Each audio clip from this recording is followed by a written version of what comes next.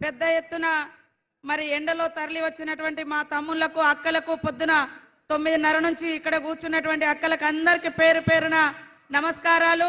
మన అభిమాన నాయకుడు యొక్క రాష్ట్రాన్ని అభివృద్ధి పదంలో నడిపిస్తూ మరి అక్కలందరినీ కూడా కోటీశ్వర్లను చేయాలి, యువతకు అందరికీ ఉద్యోగ ఉపాధి అవకాశాలు కల్పించాలి, రైతన్నలను మరి ఆదుకోవాలి, రైతన్నలను రాజులను చేయాలన్నటువంటి లక్ష్యంతో ఇందిరమ్మ పరిపాలన సాగిస్తున్నటువంటి మన అభిమాన నాయకుడు గౌరవనీయులు శ్రీ రేవంత్ రెడ్డి గారికి, పెద్దలు గౌరవనీయులు మన మంత్రి గారు దుద్దిల శ్రీధర్ బాబు గారికి, మరి అదే విధంగా వేదిక మీద ఉన్నటువంటి ఎమ్మెల్యే గారికి, సుగుణ గారికి, వేదిక మీద ఉన్నటువంటి మాజీ ఎమ్మెల్యేలకు, ఇతర సీనియర్ నాయకులకు, పత్రికా మీడియా సోదరులకు అందరికీ కూడా హృదయపూర్వక నమస్కారాలు, ధన్యవాదాలు తెలియజేస్తా ఉన్నాను. ముఖ్యంగా 10 సంవత్సరాలుగా బీఆర్ఎస్ పార్టీ, టీఆర్ఎస్ పార్టీ ప్రజలకు దూరమై ప్రజల ఆకాంక్షలకు అనుగుణంగా పరిపాలించలేదు కాబట్టే మీరు పక్కకు పెట్టడం జరిగింది. ఇప్పుడు మోడీ బీజేపీ కూడా గత 10 సంవత్సరాలుగా ఈ రాష్ట్రాన్ని పరిపాలిస్తుంది.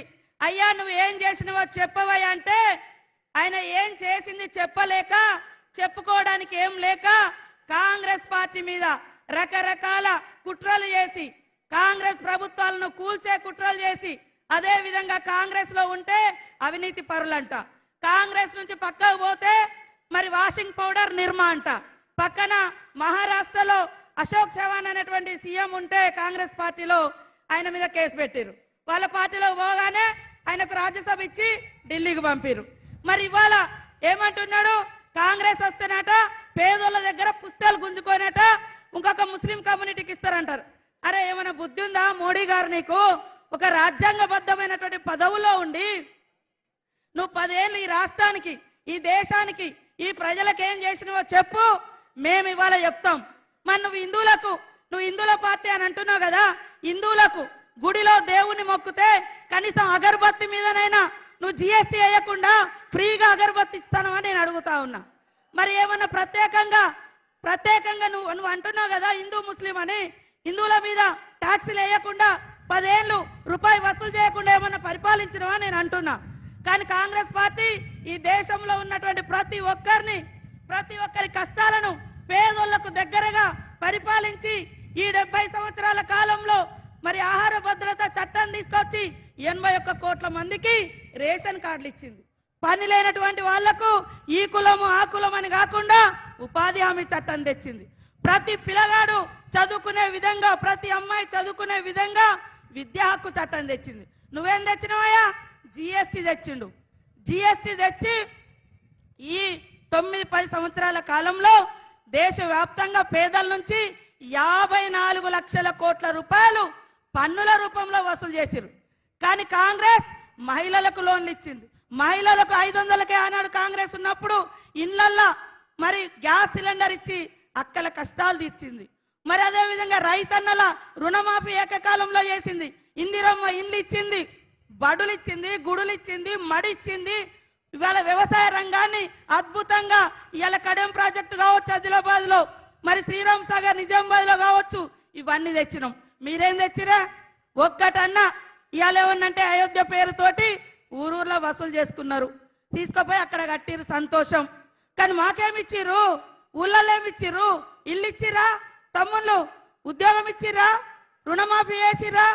మరి 2019లో రైతన్నలకు అందరికీ 2000 రూపాయలు చొప్పున పెన్షన్ ఇస్తా అన్నారు, ఇచ్చిరా? 2000 ఉద్యోగాలు ఇస్తాం సంవత్సరానికని 22 కోట్ల ఉద్యోగాలు అని చెప్పి ఆ లెక్కన 20 కోట్ల ఉద్యోగాలు రావాలి మనకు, వచ్చినాయా? మా అక్కలు మరి జన్ధన్ ఖాతాలు దన్ తెరవండి అని చెప్పిండు మోడీ. కనీసం 15 లక్షలు వేస్తా అన్నాడు, వేసిండా? ఏమి వేయలే. ఏమన్నంటే కొట్లాటలు పెడుతున్నాడు, చేసింది ఏమి లేదు చెప్పుకోవడానికి. కాబట్టి దయచేసి ఇవాళ భారత రాజ్యాంగాన్ని తీసుకొచ్చింది కాంగ్రెస్. ఇవాళ మోడీ ప్రధానమంత్రి ఒక ఛాయవాలా నేను ప్రధానమంత్రి అయినా అని చెప్పుకుంటున్నాడు. అలాంటి స్వేచ్ఛనిచ్చినటువంటి భారత రాజ్యాంగాన్ని తీసుకొచ్చింది కాంగ్రెస్. ఇవాళ ఆ రాజ్యాంగాన్ని ప్రమాదంలో పెట్టి భారతీయుల యొక్క ఆత్మ గౌరవాన్ని దెబ్బతీస్తూ ఎస్సీ ఎస్టీ బీసీ మహిళా మైనార్టీ మనిషి అనుకున్నటువంటి ప్రతి ఒక్కరికి ఇవాళ భారత రాజ్యాంగంలో హక్కులు రాయబడ్డాయి. ఆ హక్కులన్నింటిని కాల రాయడం కోసం ఇవాళ భారత రాజ్యాంగాన్ని పక్కన పెడుతున్నారు. కాబట్టి మా అక్కలారా ఆలోచించండి. మన గవర్నమెంట్ వచ్చిన నాటి నుండి మరి ఇస్తానన్న ఫ్రీ బస్ ఇవ్వడం జరిగింది, 200 యూనిట్ల కరెంట్ ఇవ్వడం జరిగింది, 500కే సిలిండర్ ఇవ్వడం జరిగింది, 5 లక్షలతోటి ఇండ్ల యొక్క బడ్జెట్ కూడా రిలీజ్ చేయడం జరిగింది. ప్రతి ఒక్కటి గ్యారంటీలకు గ్యారంటీ రేవంత్ రెడ్డి గారు, గ్యారంటీలకు గ్యారంటీ ఇందిరమ్మ పాలన. కాబట్టి మాట ఏదైతే ఇస్తామో అది తప్పకుండా నిలబెట్టుకుంటాం. ఈ 10 సంవత్సరాలు ఆదిలాబాద్ జిల్లాకు ఏం చేసిర్రు? ఇవాళ ఈ జిల్లాలో ఐటీడీఏలు వచ్చినా, ఉద్యోగాలు వచ్చినా, మరి అదే విధంగా అనేక రకాల ఫండ్స్ వచ్చినా కాంగ్రెస్ తోటి వచ్చింది తప్ప ఈ బీజేపీ బీఆర్ఎస్ ఏం వేయలేదు. ఇంకా 5 ఏళ్ళు మన ప్రభుత్వం ఇక్కడ ఉంటుంది. కాబట్టి మీ అందరి ఆకాంక్షలకు అనుగుణంగా, మీ అవసరాలకు అనుగుణంగా మీ పిల్లలకు 3 నెలలలో 34,000 ఉద్యోగాలు ఇచ్చిన ఘనత మరి సీఎం రేవంత్ రెడ్డి గారిది. 4,000 అంగన్వాడీలను కూడా అప్గ్రేడ్ చేయడం జరిగింది. దాంతో 34,000 మందికి ఇచ్చినాం. మరి బీజేపీ ఏమిచ్చింది? ఇవాళ ఏమనంటే దేవుడు దేవుడు అంటారు. దేవుడు ఇవాళ గుడిలో ఉండాలి, భక్తి గుండెల్లో ఉండాలి. కానీ దేవుని తీసుకొచ్చి రోడ్ల మీద జెండాలకు కట్టి దేవుని ఎజెండా పెట్టి మరి ఓట్లు అడగడం ఇది ఎంతవరకు సంస్కారం అని నేను అడుగుతున్నా. మా అందరికీ భక్తి ఉంది, ఇక్కడ వాళ్ళందరికీ భక్తి ఉంటుంది. దేవుడు గుడిలో ఉంటాడు, భక్తి గుండెల్లో ఉండాలి. కాబట్టి ఇవాళ మీరు ఏమి ఇచ్చిర్రు? కనీసం గుడులను కూడా కట్టలేదు మీరు. కానీ ఎంతసేపు కాంగ్రెస్ను విమర్శించడమే పనిగా పెట్టుకున్నారు. ఇవాళ సుగుణ ఒక ప్రశ్నించే గొంతుక, ప్రజల మనిషి, 30 సంవత్సరాలుగా ప్రజల కష్టాలలో, ప్రజల ఇబ్బందులలో తన కుటుంబం నిలబడ్డది. కాబట్టి ఈ యొక్క సుగుణ గారిని, పేదింటి బిడ్డ, ఉద్యోగం వదిలిపెట్టుకొని మనల్ని నమ్ముకొని వచ్చింది. తప్పకుండా ఈ జిల్లాకు నేను ఇన్ఛార్జ్ మినిస్టర్గా ఉన్నా. సీఎం రేవంత్ రెడ్డి గారు కూడా ఆయన ఎన్నికల కంటే ముందు ఏదైతే వాగ్దానాలు చేసిండో ఆ వాగ్దానం మేరకు సీఎం అయిన తర్వాత కూడా మొదటి పర్యటన ఆదిలాబాద్ జిల్లాలోనే చేయడం జరిగింది. కాబట్టి ఇక్కడికి వచ్చినటువంటి వాళ్ళందరి యొక్క అవసరాలు, సమస్యలు వారికి సంపూర్ణమైనటువంటి అవగాహన ఉంది. కాబట్టి మీ అందరి, మనందరి అభిమాన సీఎం రేవంత్ రెడ్డి గారి ఆధ్వర్యంలో ఈ యొక్క పార్లమెంటు, ఈ జిల్లా అభివృద్ధి చెందుతుంది. చెందే విధంగా నేను ఇక్కడ బాధ్యత తీసుకుంటా. అక్కడ సీఎం గారు ఉన్నారు, ఇక్కడ ఆత్రం సుగుణ గారి చేతి గుర్తుకు ఓటేసి గెలిపియాలని పేరు పేరున మా అక్కల్ని, మా తమ్ముళ్ళని, మా అన్నల్ని అందరినీ కోరుకుంటా ఉన్నాం. ఇవాళ రాజీవ్ గాంధీ గారి కుటుంబం, ఇందిరమ్మ కుటుంబం, రాజీవ్ గాంధీ గారు చనిపోయి మరి 34 సంవత్సరాలు అయింది. ఆ రోజు నుంచి ఈ రోజు వరకు ప్రధానమంత్రి పదవులలో వాళ్ళు లేరు.